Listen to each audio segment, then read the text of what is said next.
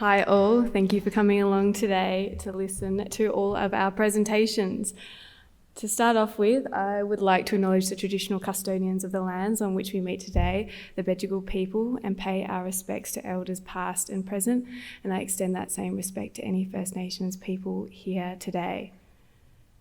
So, time to change tack a little bit. I'm going to be talking about alcohol. So, as we all know, alcohol is one of the leading drivers of preventable harm in Australia and also internationally. And it's a concerning picture for Australia in particular. When we look at the most recent mortality data, we see rising alcohol-related deaths, and most recent estimates around social costs of alcohol put it at around $67 billion cost to the Australian society each year. So understandably, there's a lot of attention around how can we reduce these harms associated with alcohol. And what we see from the World Health Organization is that they recommend three alcohol control strategies that are the most cost-effective approaches in terms of reducing alcohol harm. So what they call the best buys. Essentially, what these come down to are increasing price of alcohol, reducing the availability of alcohol, and restricting or banning marketing and advertising of alcohol.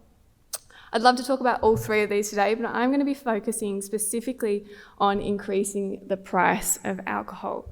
Now, there's a few ways to go about doing this. One is to implement general taxation of alcohol products, which we do have in Australia.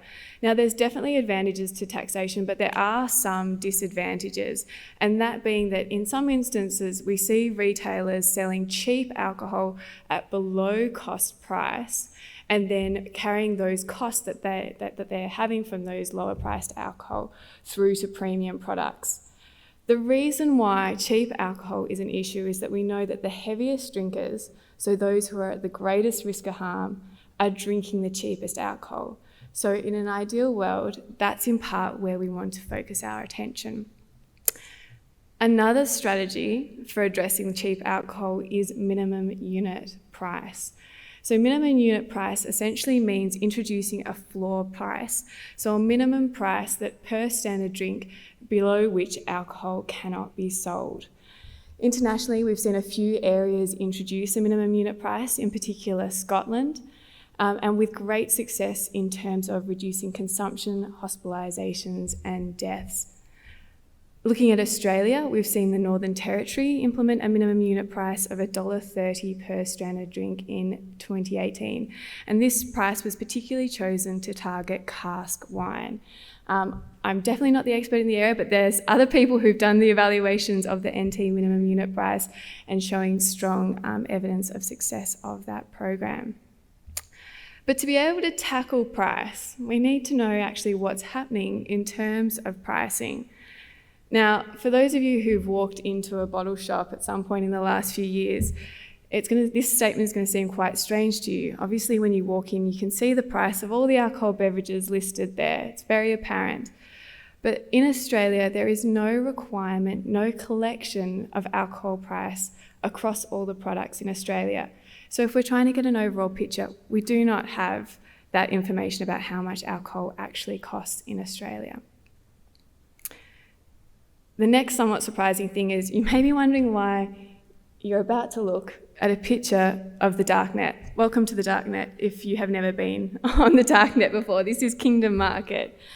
So as part of drug trends for about a decade now, we have been going on the darknet and scraping listings of what drugs are being sold on the darknet on a weekly to fortnightly basis. So that's why you're looking at pictures of cocaine and pharmaceutical stimulants, etc. right now.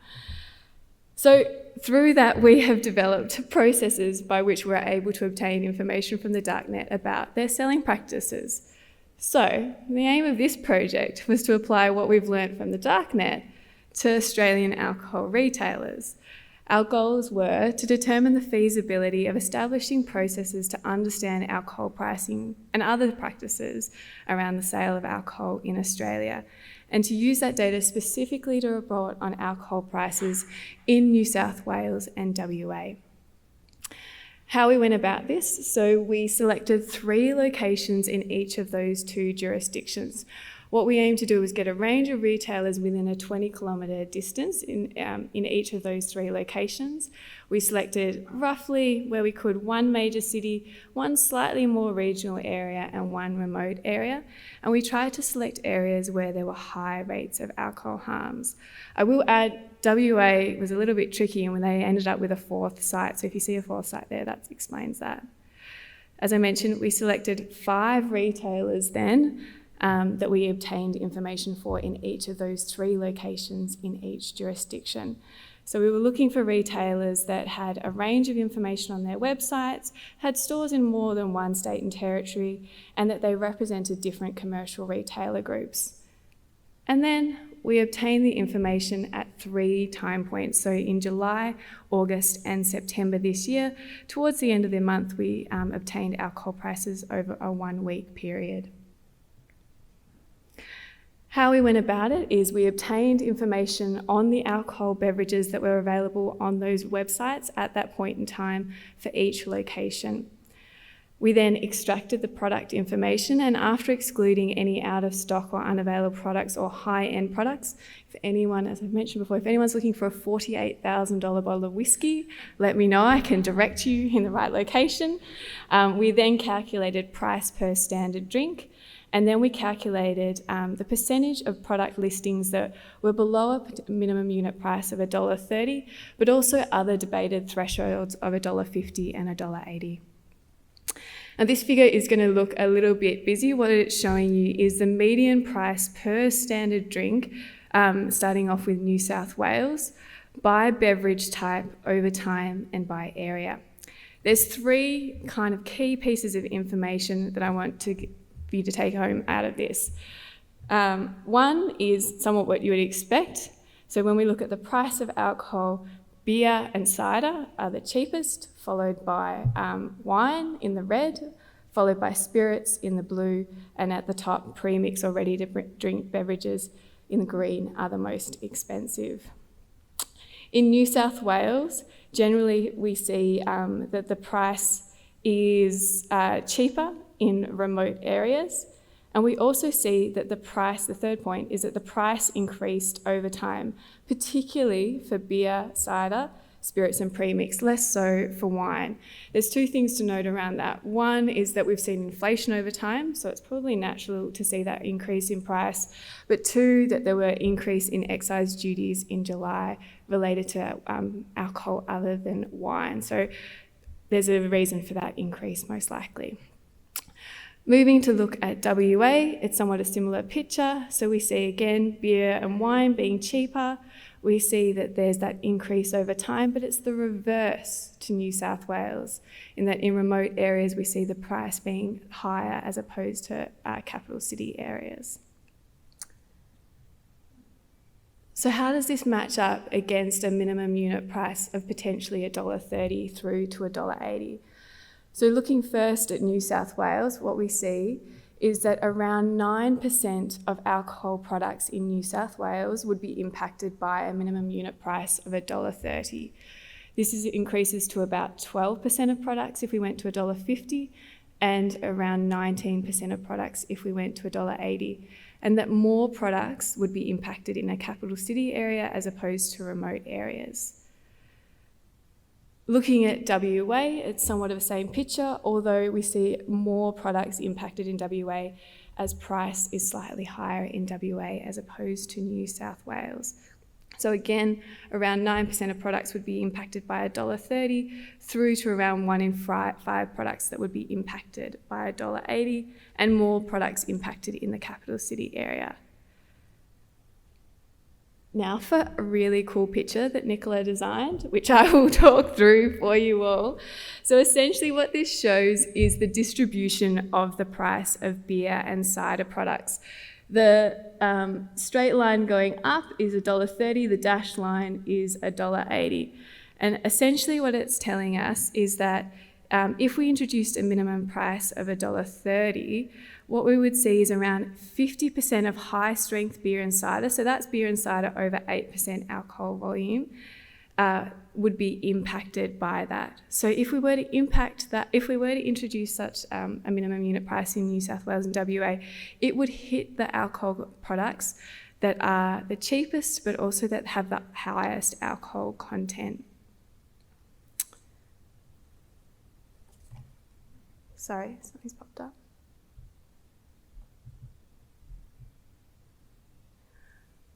Moving to look at wine products, it's even more striking, and particularly that mention around the NT and that attempt to target cask wine.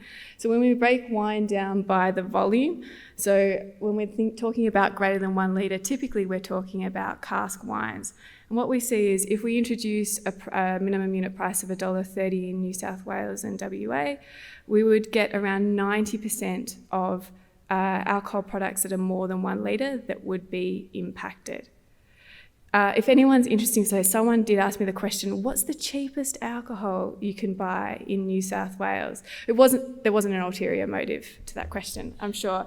When we looked back, what it worked out to, the cheapest alcohol, so it was a 4 litre cask wine, it was available at 30 cents a standard drink. Okay, for 43 standard drinks in the cask wine.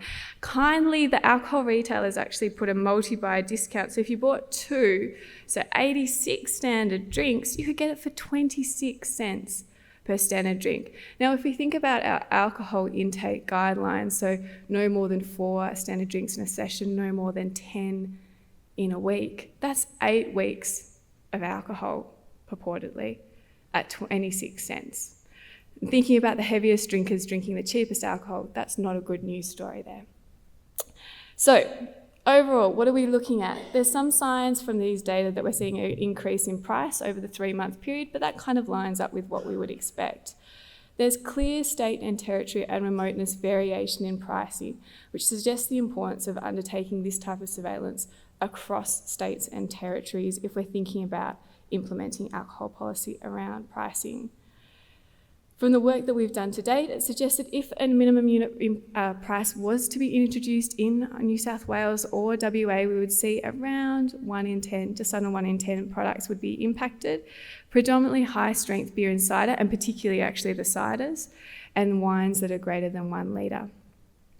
In good news, it looks like that this is what we've learnt from the darknet, is potentially a feasible approach in terms of monitoring what is going on with alcohol prices in Australia. And the most exciting bit is what could happen next with these data. So obviously we've just looked at pricing, but we can look more broadly, and we have been, at the marketing practices of these retailers, things like delivery, things like multi-buys and so on. We can tackle new questions in terms of evaluating the impact of new policies on pricing. And probably most exciting for me, who likes playing with lots of data, is we can look at these pricing data alongside other sources. So, for example, how does alcohol price line up when we look at things like alcohol, indicators of alcohol-related violence as well? So there's the preliminary findings. I'd like to thank our funders, New South Wales Ministry of Health and WA Mental Health Commission, for supporting this work. The team, and particularly Nicola Mann, who I think hasn't slept before 1 a.m. the last couple of nights making cool figures, and the rest of the team. And thank you so much.